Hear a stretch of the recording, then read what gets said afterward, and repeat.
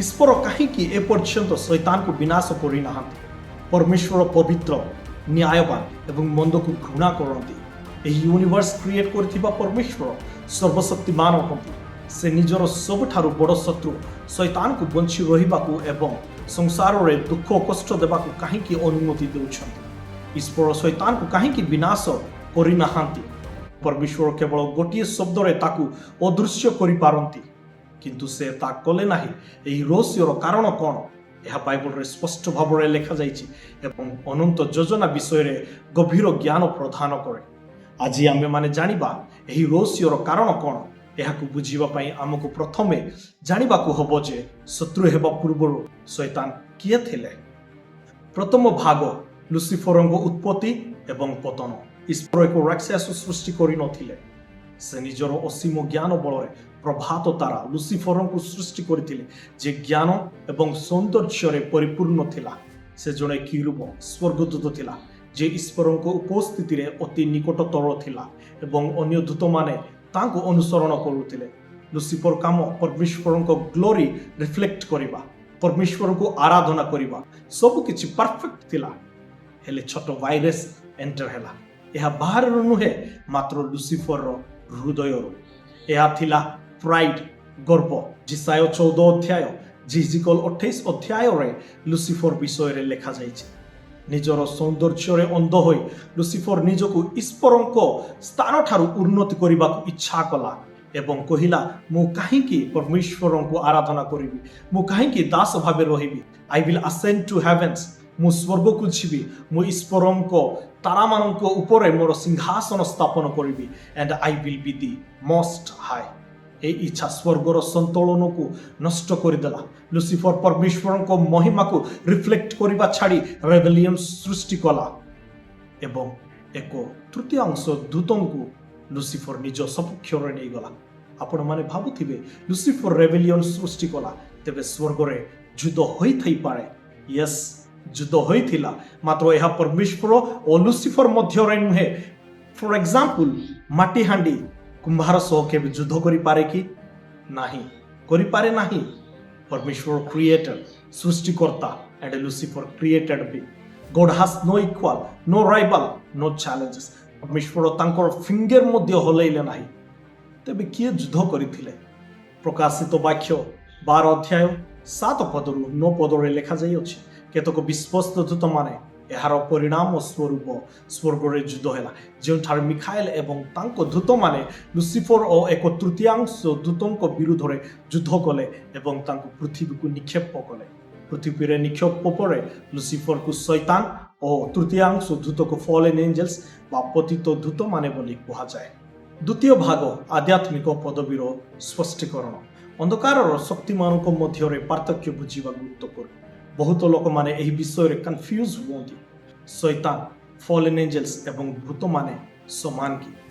Fallen angels बा पतित दूत माने होउछंती सही माने जे माने लुसिफर रो विद्रोह रे जोग देइथिले। एफिसियो 6 अध्याय 12 पद रे प्रेरित पाउल कहंती, कारण आम मानक युद्ध मर्त्य विरुद्ध रे नुहे किंतु आधिपत्य और कर्तापण विरुद्ध रे, एही अंधकार रो जगतपति मानक विरुद्ध रे, पुणी आकाश मंडल रो दुष्ट मानक विरुद्ध रे। शैतान और पतित दूत मानक एबे भी पदवी और बुद्धि रही एवं से माने शासक और क्षमता भाव रे देश और संस्कृति को प्रभावित करती। अन्य पक्ष रे दी डीमन्स भूत माने होउछंती शरीर विहीन आत्मा जे माने कार्य करिबा पई शरीर खोजंती। सेति पई से माने मनुष्यଙ୍କୁ आभरी बसंती। आपण मानक मने अछि कि जीसु गोटे पागल व्यक्ति ठारू भूत को बाहर करने समय रे भूत कहे आमको घुसुरी मानक ठारे पठेई दियो बोली रिक्वेस्ट करती। Satan is a general, fallen angels are the commanders, demons are foot soldiers who attack individual. तृतीय भाग विलंबर कारण आत्मार प्रकृति एवं न्याय। तेबे से मानक तुरंत विनाश न करी कहीं पृथ्वी को निक्षेप करागला? तीनोटी रीजन कहबाकू चाहे। Reason number 1, the nature of spirit. आमको बुझीबाकू हबो मनुष्य मानक परि स्पिरिट रो मृत्यु न थाए।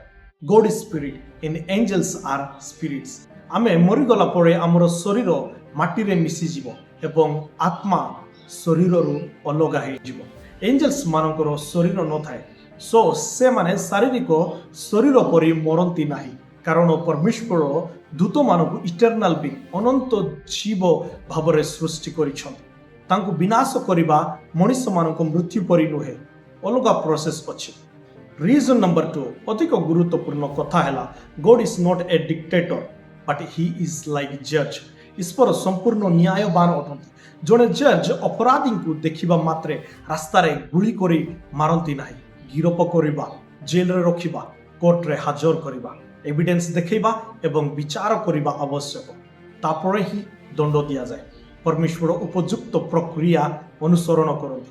ଶୈତାନର ଦଣ୍ଡ ପୂର୍ବରୁ ଫାଇନାଲାଇଜ୍ଡ ହୋଇଯାଇଛି, କିନ୍ତୁ ସେହି ତାରିଖ ଏପର୍ଯ୍ୟନ୍ତ ଆସିନାହିଁ।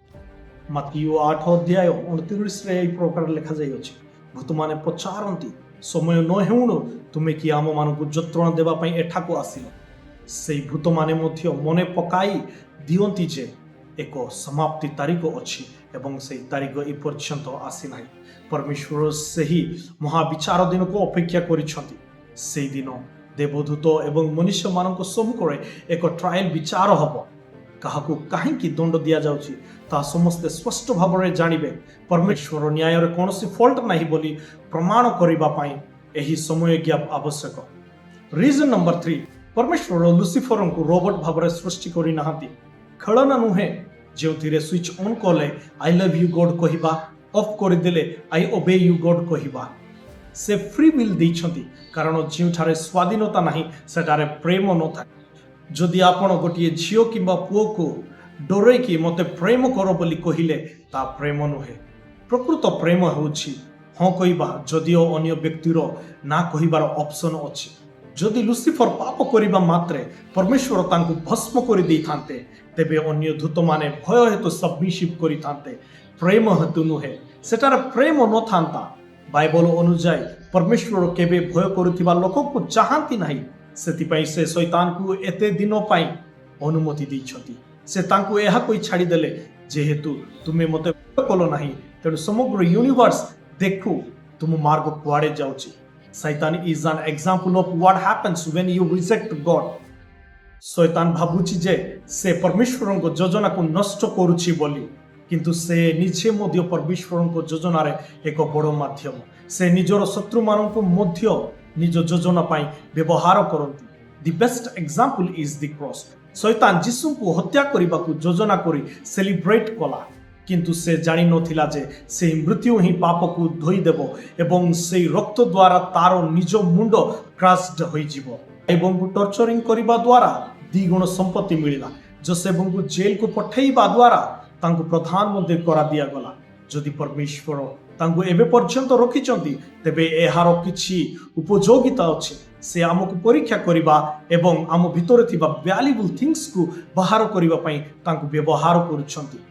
ଫାଇନାଲ କନକ୍ଲୁଜନ ହେଉଛି କ୍ଲାଇମ୍ୟାକ୍ସ ପୂର୍ବରୁ ଲେଖାଯାଇଛି। ପ୍ରକାଶିତ ବାକ୍ୟ 20 ଅଧ୍ୟାୟ ଅନୁଯାୟୀ ଶୈତାନଙ୍କୁ ଅଗ୍ନି ହ୍ରଦରେ ନିକ୍ଷେପ କରାଯିବ। ସେହି ଦିନ ଆସୁଛି, ପ୍ରତ୍ୟେକ ଆଣ୍ଠୁ ନଇବ ଏବଂ ପ୍ରତ୍ୟେକ ଜୀବ ସ୍ୱୀକାର କରିବ। Every knee will bow and every tongue will confess. May God bless you all.